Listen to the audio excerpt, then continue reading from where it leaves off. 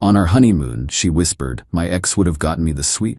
I smiled and said, let me fix that. I then checked out, flew home first class, and had an annulment document waiting on the kitchen counter. Her tearful calls from the empty hotel room were my new favorite playlist. I, 33 male, am currently sitting in seat 2A of a first-class cabin, sipping a scotch. I should be on my honeymoon. I should be in a tropical paradise. Instead, I'm flying home. Alone.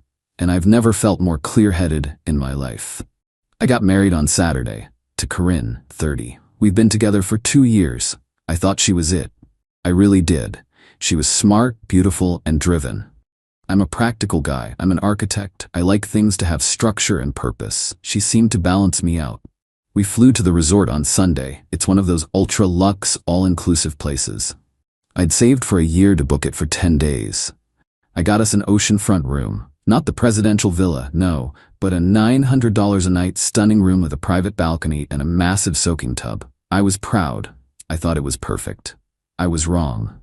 For the first 48 hours, Corinne was pouty. She was quiet. She'd sigh when she looked at the resort map. She kept taking pictures and then deleting them. The lighting is just not right. Last night, Tuesday, I thought I'd fix it. I ordered a bottle of very expensive champagne to the room. I was pouring 2 glasses. The sunset was hitting the water. It was pure magic. Adam, this is nice, she said. She was looking out at the ocean, but not at it. Nice, I said, laughing. Corinne, this is paradise. Look at that view. She sighed. That deep, world-weary sigh that I was starting to dread. It's just, I was talking to Grant before we left. Grant, her ex. The one she swore she was completely over. The one who works in high finance and, according to her, breathes rare air. Grant? I asked, keeping my voice neutral. He was just saying that when he takes a woman to the islands, he always gets the bungalow over the water, the full suite. You know, the ones with the private plunge pool. He said anything less is just tacky. I stopped pouring. The champagne fizzed over the rim onto my hand. I stared at her. Tacky. His words, not mine, she said quickly, but her face was all agreement. It's just, he has such good taste. He would have gotten me the suite. He knows what I'm worth. And there it was. I'm not an idiot. I know what that meant. It wasn't about the room. It was about him. I'm 72 hours into a 4-life commitment, and I'm already being weighed, measured, and found lacking. Against Grant. I put the champagne bottle down. I didn't get angry. I didn't yell. I just saw the future. A lifetime of being compared. A lifetime of not being Grant. I smiled. A nice, calm customer service smile. You know what, darling? You are absolutely right. This isn't good enough for you. This is tacky. Let me go fix that. Her face lit up. The clouds parted. The pout was gone, replaced by a greedy, satisfied grin. Really? Oh, Adam, thank you. I knew you'd understand. I'll go get my spa treatment. You are the best. I'd pre-booked her a 3-hour bridal glow package at the resort spa. It was supposed to be a romantic treat. Now it was a tactical opportunity. You do that, I said, kissing her cheek. Enjoy. I'll handle everything. She practically skipped out the door. I waited until she was gone. Then I got to work. The spa, I called the spa. Hi, I'd like to add the ultimate indulgence package to my wife Corinne's appointment. The 4-hour one? Yes, and please add a champagne lunch. It's a surprise. Charge it to the room. Click. That should keep her busy. The front desk. I went to the concierge. Hi, my wife is enjoying a spa day, and I need to make some travel adjustments. The checkout. I went to the main desk. I need to check out. My wife will be staying. I am leaving. I want to settle my portion of the bill now. The room is booked on her credit card, so please just remove my name from the reservation. This is true. Corinne had insisted on booking the $10,000 hotel stay on her rewards card to get the points. I'd paid for the first-class flights here, the excursions, and given her money for the wedding. She wanted the status of the points. Fine. The concierge looked confused. Sir, you're checking out. But she is staying? Correct. I am leaving. She is staying. Her card is on file. She will handle all charges from this moment forward, including that spa treatment I just booked. The flight. I used the hotel's business center to book a one-way, first-class ticket home. The flight left in 2 hours. The lawyer. I sat in the airport lounge and called my lawyer Barry. Barry, it's Adam. Adam, how's the honeymoon? You sound close. I'm at the airport, flying home. The marriage is over. Silence. Adam, what in the... You've been married for 3 days. Yep, and I need an annulment. How fast can you draw up the papers? I want them waiting on my kitchen counter when I get home. An annulment? On what grounds? Fraud. She married me under false pretenses. She's still in love with her ex. I have a 72-hour marriage and a $900 night witness. Barry sighed. This is a new record, even for me. I'll get it drawn up. But Adam, are you sure? I've never been more sure of anything. I'll be home by midnight. The home. I landed, took a car to my condo, my property, premarital, all mine, and let myself in. The silence was perfect. Barry had emailed me the documents. I printed them out and laid them neatly on the kitchen island. The locks. I called a 24-hour locksmith. New locks, new deadbolts, new garage code. My phone started vibrating as I was paying the locksmith. It was 1 a.m. my time. Must be about 7 p.m. her time. Her spa day was over. I let it go to voicemail. I poured myself that scotch I mentioned. And then I listened. Voicemail 1, Corinne, confused. Adam, where are you? I just got back to the room and you're not here. Your bags are gone. This isn't funny. And the spa tried to charge my card. They said you booked a bunch of extra stuff and then told them I was paying for it. Call me. This is a bizarre surprise. Voicemail 2. 10 minutes later, voice rising. Okay, I'm at the front desk. They said you checked out, that you flew home. What the hell is going on, Adam? Are you insane? You left me here. You left me with the entire hotel bill. Call me back right now. You are a dead man. Voicemail 3. Corinne, 30 minutes later, full-on panic. Adam, please pick up. My card is declined. The hotel bill. Adam, it's a $10,000 hold. My card doesn't have that. They're saying I have to pay or they're gonna call the authorities. Adam, please. I'm sorry. Okay, I was stupid. I didn't mean it. Grant is nobody. Please, you can't do this to me. You can't just leave me here. I sipped my scotch. Her tearful calls from the empty hotel room. Well, you know the rest. I hit play again. My new favorite playlist. Update 1. It's been 2 weeks. I feel weirdly serene. It's the silence, I think. So the calls stopped after that first night. I'm assuming she had to make the most humiliating call of her life to her parents, or maybe even to Grant, to get her passport out of hock and pay the hotel bill she was now responsible for. She got home about 4 days after I did. I know because a cab pulled up, and my security camera alerted me.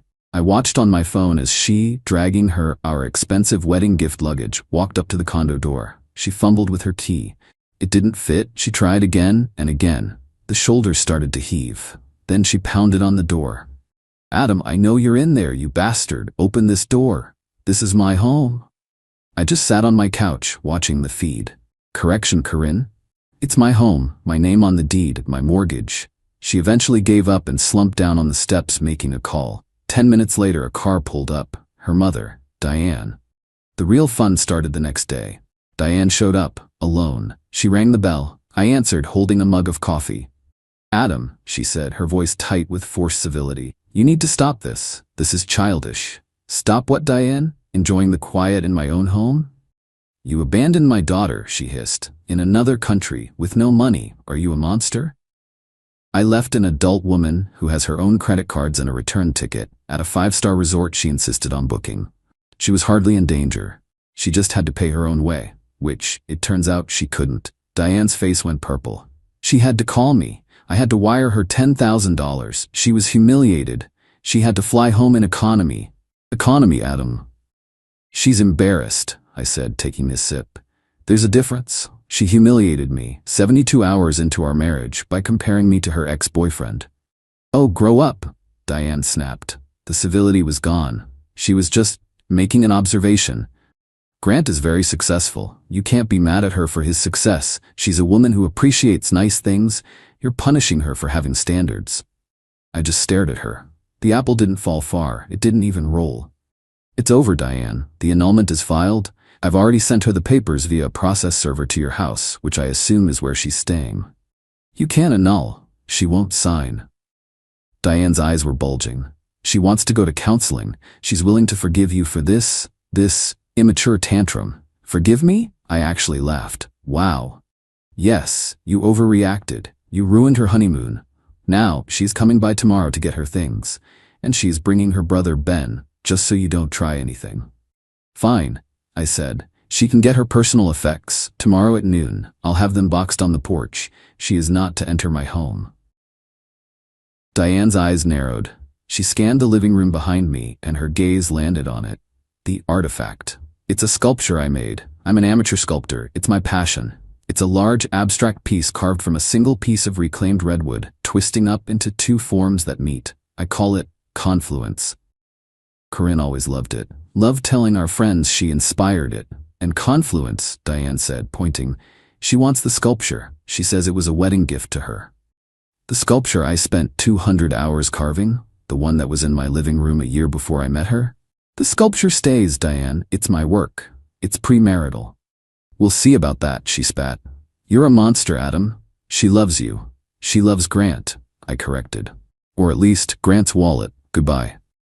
I closed the door. The next day at noon, a big U-Haul pickup truck rolls up. Corinne gets out, eyes red and puffy. Her brother Ben gets out of the driver's side. Ben is a lot. All neck and biceps. He's clearly here for intimidation. My security cameras are rolling. I've already moved 12 boxes of her clothes, shoes, and makeup onto the porch. I open the door and stand in the doorway. Adam, Corinne starts, the tears welling up instantly. Adam, please, don't do this. I love you. It was a mistake. I was stressed from the wedding. Here's your stuff, Corinne. Get it and go.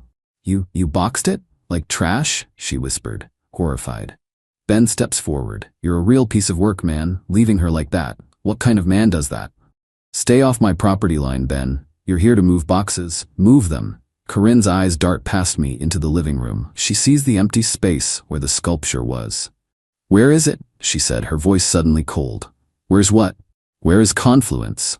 Where is my sculpture? I told your mother, it's not yours. It's in storage. It is mine, she shrieked, the tears vanishing. You gave it to me. We picked out the spot for it together. You said it represented US. I really didn't, Corinne. You said that. I just nodded. She lunged. She actually tried to push past me into the house. I'm getting it. I'm getting my sculpture. I blocked the door with my body. No, you're not. Ben steps up and gets in my face. Hey man, just let her get her statue. Don't be a jerk. It's not hers. Get the boxes and leave, or I'm calling the police for trespassing. And then he did it. Ben shoved me. Hard. You're the trespasser, asshole. That's his wife. I stumbled back into my own foyer. Big mistake. I pulled out my phone and dialed 911. Loudly, hello, I need police to my address immediately. I have 2 individuals trespassing on my property, one of whom just assaulted me. I have it all on camera. You've never seen 2 people's faces change so fast. Ben went from rage red to sheet white. Corinne just froze. You're calling the cops? On me, she stammered. The cops showed up in 5 minutes. This is a quiet neighborhood. The classic, what's going on here conversation. Corinne immediately starts crying. Officer, he's my husband. We just got married. He locked me out of my home. He's abusive, and he stole my art. He's trying to sell my sculpture. The cop, a woman who looked like she'd seen it all, turned to me. Sir, you're home? Officer, I said, calm as possible. This is my premarital property. Here is the deed, in my name only, dated 2019. I handed it to her. We were married 10 days ago. I filed for an annulment based on fraud after an incident on our honeymoon. Here's the case filing. I handed her that too. Miss, Corinne's last name is here to pick up her personal belongings, which I boxed for her. She and her brother then tried to force their way into my home to take a valuable piece of my personal property, and he, I pointed at Ben, assaulted me in my doorway. I have it on video. The cop's expression didn't change, but her partner's did. He looked at Ben. Ma'am, the first cop said to Corinne, do you have any proof this sculpture is yours? A receipt? A bill of sale? A text message saying I give you this sculpture? No, Corinne cried. It was a symbol of our love. He made it for me. Sir, the cop said to me, did you make it for her? No, ma'am. I'm an artist. I made that piece in 2018, a full year before I met her. It's part of my portfolio. It has never been hers. The cop sighed, handing me back my papers. Ma'am, this is a civil matter. You need to take it up with your divorce lawyer. You cannot force your way into his home. Take your boxes and go. Sir, do you want to press charges on the shove? I looked at Ben, who looked like he was about to be sick. No, I just want them gone, off my property. They loaded the boxes in silence. As they were about to drive off, Corinne rolled down the window, her face a mask of pure, reptilian hatred. You won't get away with this, Adam. I will see you in court. I will get that sculpture. It's mine, you bastard. It's mine. I just went inside and locked my new deadbolt. My hands were shaking. Not from fear, but from the adrenaline. The sheer, bottomless audacity. I'd just been married to a person who would try to steal from me, lie to police, and use her family as muscle. My lawyer Barry is going to have fun with this. Final update, it's been 3 months. The war is over, and I won. It wasn't even a war in the end, it was a joke. The annulment was of course contested. Corinne got a lawyer, a real shark from a downtown firm, the kind that advertises "get what you deserve" on billboards. They argued the annulment was invalid, that it was a valid marriage, and that she, Corinne, was entitled to a full messy divorce. Why? They were trying to claim spousal support for a 72-hour marriage. They were claiming emotional distress, and that I was financially abusive for leaving her to pay her own $10,000 hotel bill, LOL. This is the part I was warned about, the immediate woman as victim card. They claimed I abandoned her and put her in physical danger. My lawyer Barry just methodically shut it down. Barry, was she in danger at the 5-star resort or at the airport motel her mother paid for? My client was destitute. He is a cruel, controlling man. Judge over Zoom, looking bored. Counselor, this marriage lasted 3 days. What assets could there possibly be to divide? And then Corinne's lawyer played her big card. Your Honor, there is a significant marital asset, a sculpture titled Confluence. My client's emotional attachment to this piece is immense, as it was a gift from the defendant. He is now withholding it out of spite. We have had the piece appraised, Your Honor, based on photos and the defendant's own artistic portfolio. Our expert values it at $25,000. I saw Barry's eyebrows shoot up. Shark lawyer, we are demanding the sculpture be turned over to my client or that the defendant pay her 50% of its value, $12,500. This was it. The big shakedown. This was her real revenge. Not just to get the sculpture, but to extort me for it. The judge looked at Barry. Mr. Hayes' lawyer, your response to the $25,000 sculpture? Barry looked at me. I'd prepped him. I just nodded. Barry, Your Honor, we dispute the claim that this was a gift, but we do not dispute the appraisal. Corinne smirked, a full, triumphant gotcha smirk. In fact, we have the piece right here. We'd like to present it.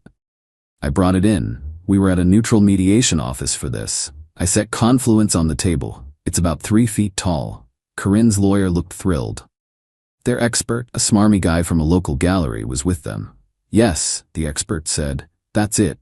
Redwood, beautiful lines. My $25,000 valuation stands.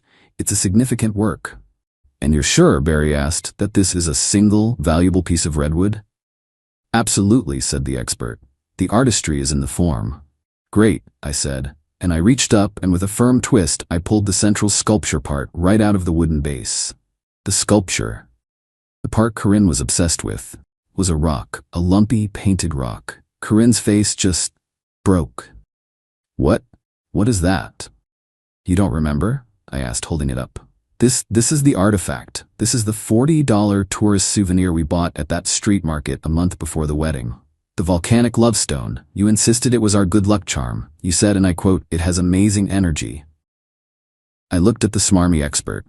The base is just some driftwood I found on the beach. I stained it and stuck this $40 rock in it because Corinne thought it was ugly on its own.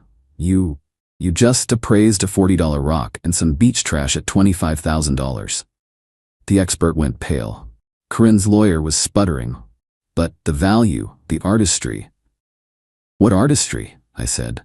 I literally just jammed a rock into a piece of wood. The art was the story you told yourselves. Barry took over, his voice dripping with false sympathy. So, Your Honor, it seems we have a few corrections. First, the marriage is clearly fraudulent. My client entered it in good faith. Miss Corinne's last name entered it while still, by her own admission, measuring him against her ex.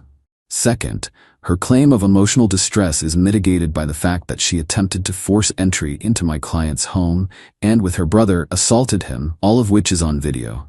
Third, her entire financial claim is based on this. He tapped the $40 rock, a fraudulent appraisal of a souvenir. She didn't want the art.